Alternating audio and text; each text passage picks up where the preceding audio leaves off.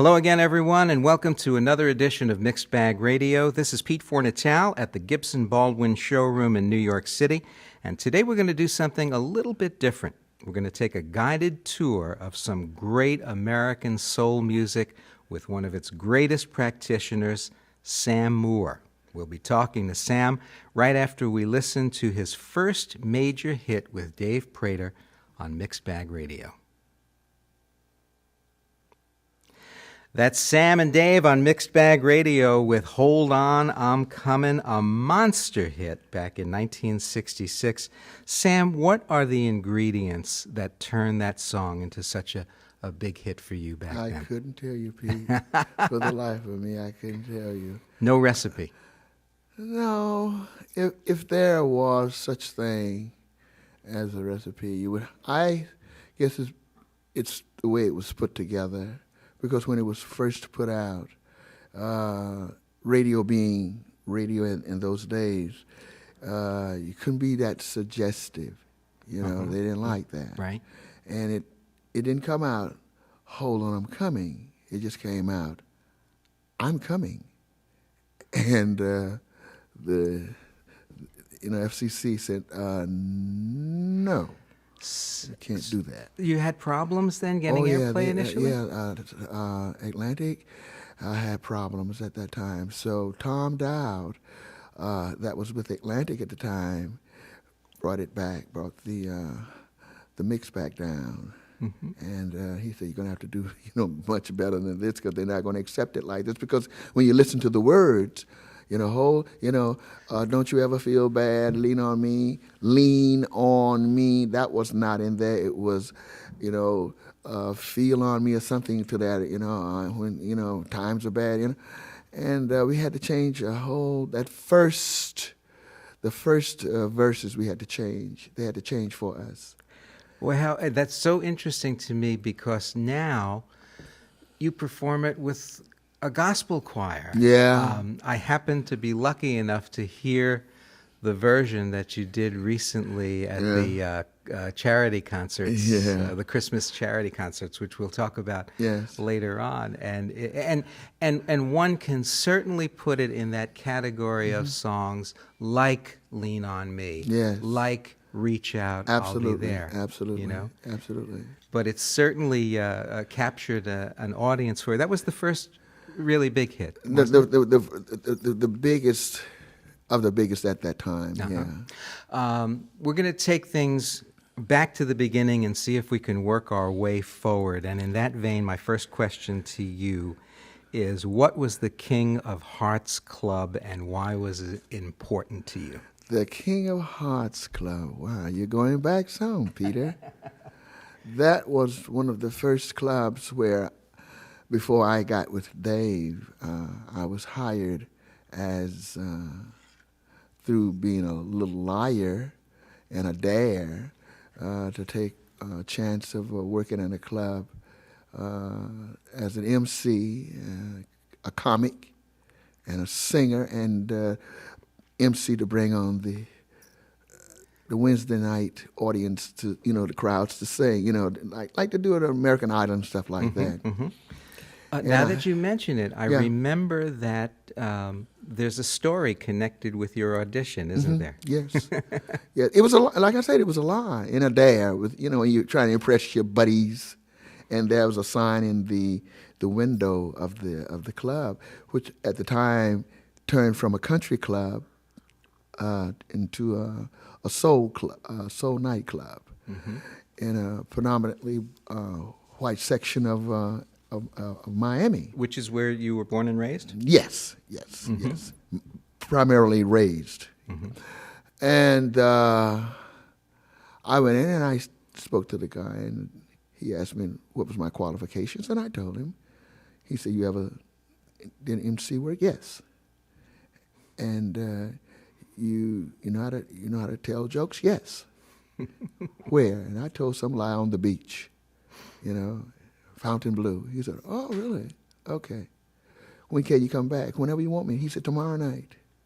I came back the next night, and I did okay. I took the names down and whatnot, and then it was time for me to tell some jokes.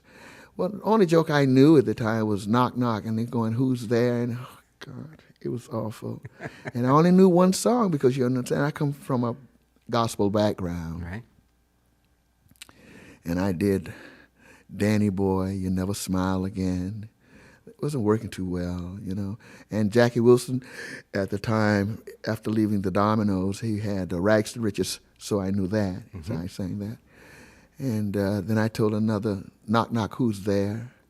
And the owner of the club that became Dave and my, manager soon after, said to me, look, don't sing. Don't tell jokes. You sound stupid. You're not funny. You're not funny. But Don't tell jokes. He heard the singing part, though, didn't he? The singing part, he was not even that impressed. No, he really wasn't that impressed with. Well, I'm assuming that you hadn't found your own secular voice yet, so to speak. I still had that gospel, Yeah. just stand there and yodel and sing, and that was it. I hadn't gotten my legs up under me, so I really wasn't that sure about myself as being that kind of a performer. And I'd even consider myself a performer. I consider myself just being an MC, sing and bring the acts on and get off the stage. So I hadn't got my legs under me. Your daddy was a preacher, so I am assuming that Yes. church music was your entry into Yes. into the music world. Yes. Who would you say was the greatest influence in the transition from church music to secular music? Was it the man you already mentioned, Jackie? Jackie was Sam was, after Sam left the Soul Stirrers, and I was invited to try out for the Soul Stirrers. Oh, wow. Yeah. And Jackie had already made it, away from the Dominoes. He had Rags to Riches and To Be Loved and all this stuff. I had heard about Jackie. I hadn't seen him.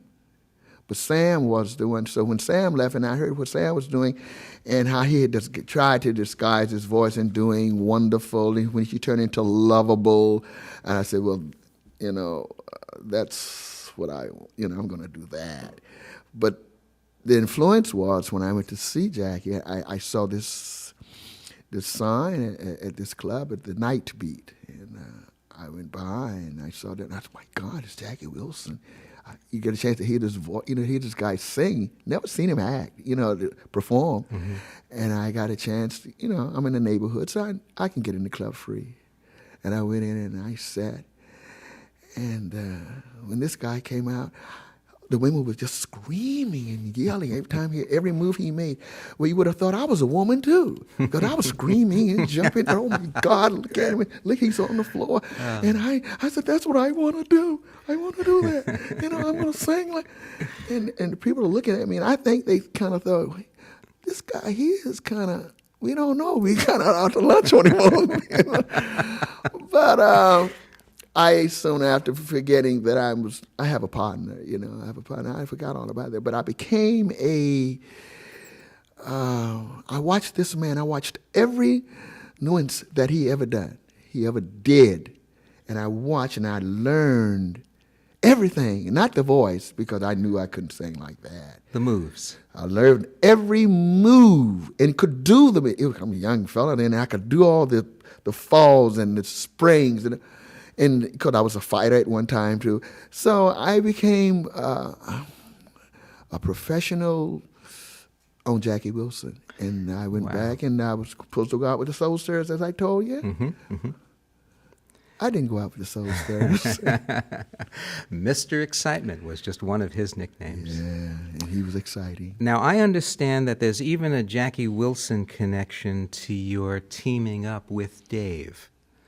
Some song that he was doing and forgot the words to, is that right? Here in New York City, we were recording for Roulette Records, and Henry Glover, that was the producer for Sam and Dave at the time, from Roulette.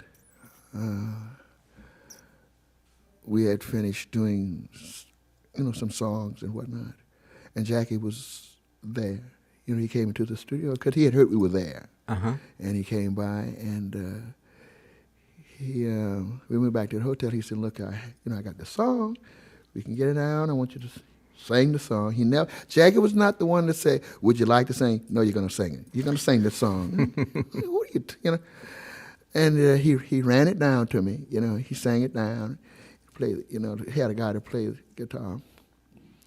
And we went back over to the studio that next night. And he talked with Henry Glover, and Henry Glover made a rhythm track to it. And we went in the studio.